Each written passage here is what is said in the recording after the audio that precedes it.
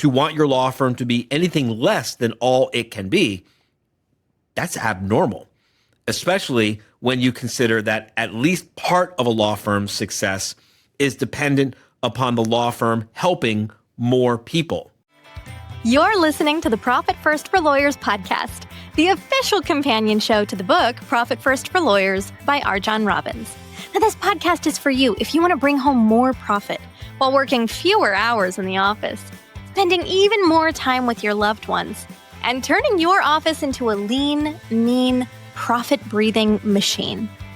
So if you're tired of working for your law firm instead of your law firm working for you, stay tuned for some really practical insights that will get you the results you've always wanted. It's time to put your BS aside for the next few minutes and put yourself, your family, your firm, and your profit first. Welcome back to another episode of the Profit First for Lawyers podcast. I'm your host, Carly, and today we're going to challenge you to take a look at your own mindset when it comes to success, since of course that mindset directly impacts your ability to grow a profitable law firm. Because we all want to be successful, right? I mean, I don't think any of us would have gone to school for so long or studied so hard so that we could be merely mediocre, right? I don't think that any of you would have worked so hard in business and for your businesses just to dream of being average. So I'm going to start today's episode off by playing a very short clip from the studio. Now, I was thinking about this one today because of a conversation that RJon and I had directly after this particular recording session, which I'll outline in just a moment. But for now, here's the clip. Let's roll it. With as many small law firm owners as I've spoken with over the years, I have never met a single lawyer who said, or not anyone who would admit, that their goal was to have an unsuccessful business. Instead, everyone says they want their law firm to be successful. And why wouldn't you want your law firm to be successful? In fact, why wouldn't you want your law firm to be as successful as it can possibly be? To want your law firm to be anything less than all it can be, that's abnormal, especially when you consider that at least part of a law firm's success is dependent upon the law firm helping more people. Okay, so why this clip? Well, I've been thinking about a conversation that RJon and I had while we were in the recording studio on that day. And it has been particularly relevant to me as I've been pursuing a pretty big, hairy, audacious goal of my own. He said, and I'm paraphrasing here, so don't take this as an exact quote, but to the best of my remembrance, he said something like, our subconscious loves to be comfortable. Being comfortable feels really safe to our subconscious. And anything we're used to is perceived by our subconscious as being familiar and therefore safe, even when it's objectively not good for us and not safe, and we know it. But anything that's unfamiliar sets your subconscious to screaming, even if you really want to achieve the goal that you're working towards. So I remember on this day I asked RJon, okay, RJon, but how does anybody ever achieve anything they want then? And he kind of grinned at me and he said, you just get really good at giving your subconscious the middle finger. And I remember I laughed, but I asked him again, okay, but how do you do that? And he said, the first thing is to be aware of what's happening. So today we are shining a light on a truth that your subconscious may have been hiding from you for a long time now. This is not a clip from the book, but it is from a Profit First for Lawyers workshop that we held a couple years back. Okay, let's roll the clip.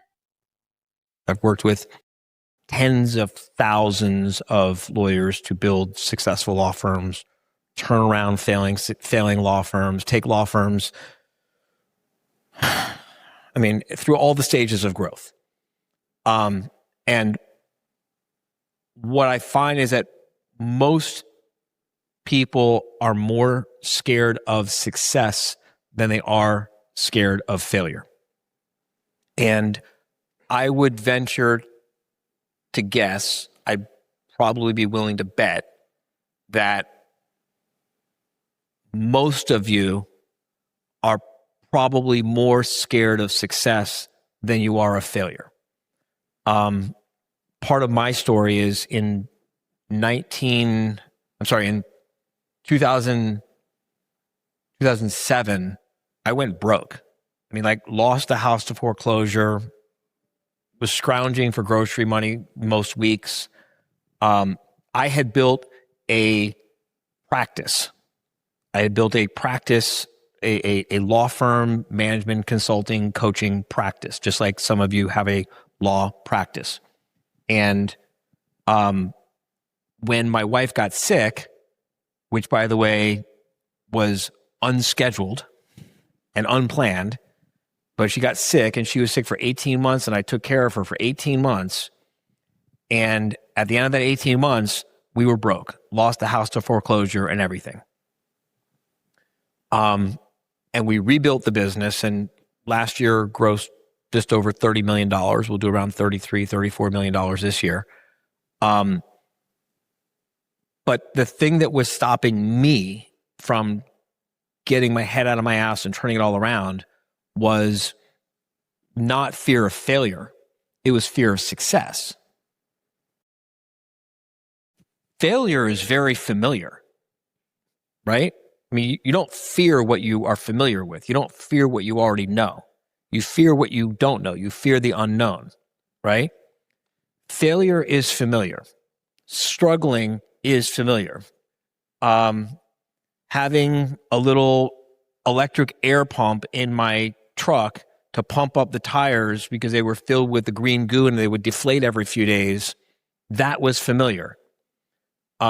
Figuring out workarounds for all kinds of fucking things in my life, that was familiar. The friends who I was surrounded by, who tolerated, who made it okay for me to live the way that I was living, that was all familiar. Y'all get what I'm saying here? What was unfamiliar was not having a mortgage on my house that I own. What was unfamiliar was flying private most of the time and first class the rest. What was not familiar was not even having to think about, nor to this date do I know what the tuition is at my son's school, because I don't care, it doesn't matter. What's not familiar are what happens when your friends and your family start shunning you because they're uncomfortable with all the changes that are happening in your life, right? It's not hard to find people who will make you feel comfortable with struggling.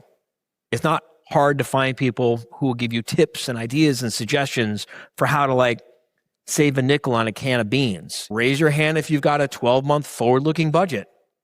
Raise your hand if you know what your profit margins are. Raise your hand if you keep track of key performance indicators. Some of you, good. Look, these are causes. Law firms are very simple businesses to run. You do these things, you get the results. You don't do these things, you don't get these results. You do some of these things, you get some of the results. You do all these things, you get most of the results. You spend a year fighting with us, well, it'll take a year before they start working for you. You cut all the shit and you just get started working on your business plan, working on your budget, working on your cash flow projections, documenting policies and procedures, and just doing some really basic stuff. You start doing that right away, you're going to start getting results right away. Let's challenge our subconscious. Let's ask ourselves, what evidence is there that we may be more scared of success than we are of failure? And then let's make a list. Let's realize how our fear might be holding us back from reaching our full potential. And then, burn the list, flip your subconscious the bird, and keep pushing forward. And that's what we've got for you today, folks.